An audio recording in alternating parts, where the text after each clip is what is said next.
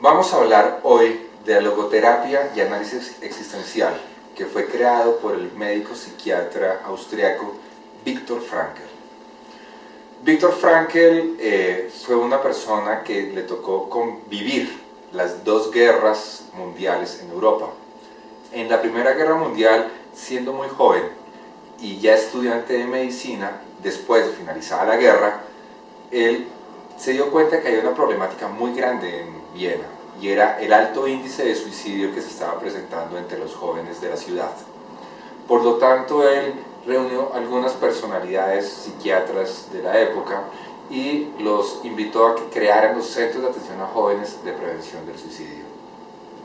Estos centros de prevención del suicidio fueron tan impactantes, fueron tal el resultado que tuvieron en Viena, que fueron rápidamente replicados en otras partes de Europa.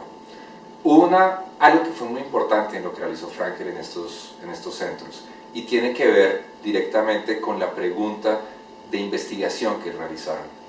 Mientras que las otras personas investigaban por qué la gente se suicida, Viktor Frankl se preguntó, y le preguntó a los demás, a los asistentes al centro, era por qué la gente, a pesar de tener el deseo de suicidio, no lo hacía. Y ahí encontró algo que es muy clave en todo esto, y es que las personas que tienen un sentido o una razón por qué vivir pueden afrontar mejor las dificultades. La logoterapia de Viktor Frankl es un modelo teórico de aproximación humanista y existencial. Una de las claves de estos modelos es toda la base filosófica que recopilan para poder generar todo el cuerpo teórico. Frankl se inspiró en filósofos como Søren Kierkegaard, Franz Brentano, Edmund Husserl, Max Scheler, Martin Heidegger y Karl Jaspers principalmente. Le da un cuerpo filosófico importante para poder darle al hombre una posición mucho más adecuada dentro de la psicoterapia. Ya no estamos trabajando con un síntoma, estamos trabajando con un ser humano que sufre y está buscando el sentido en lo que le acontece. La logoterapia se define desde la palabra del griego logos. Logos quiere decir razón íntima de ser, es decir, que la logoterapia es la terapia del sentido. Desde ahí se parte, teniendo un modelo de intervención de dos niveles. Uno, al cual Frankl llamó logoterapia, que tiene que ver con toda la orientación del terapeuta hacia la movilización de los recursos no lógicos, para buscar la desrestricción de lo psicofísico, que impide la libre manifestación de la persona. Y por otro lado, existe el análisis existencial, que es la orientación de la dimensión no lógica o espiritual hacia los valores y el sentido.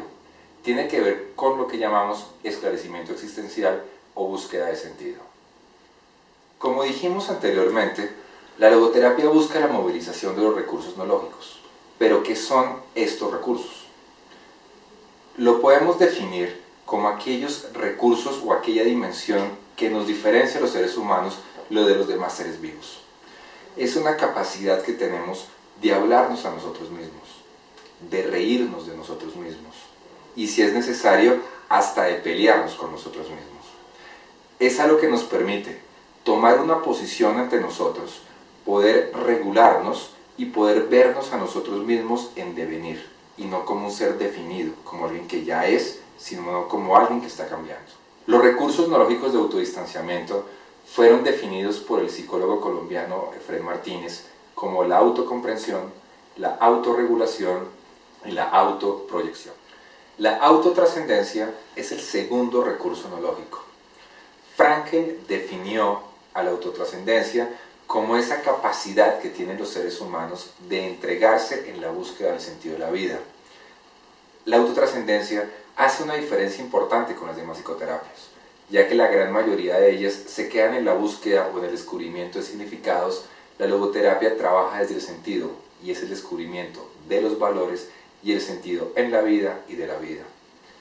El psicólogo colombiano Efrén Martínez definió a la autotrascendencia con tres características principales.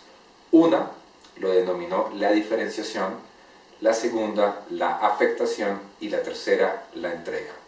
Este recurso le permite a la psicoterapia ir mucho más allá, no solamente quedarse en los cambios, sino fortalecer los cambios llenos de un sentido que permanezca en el tiempo.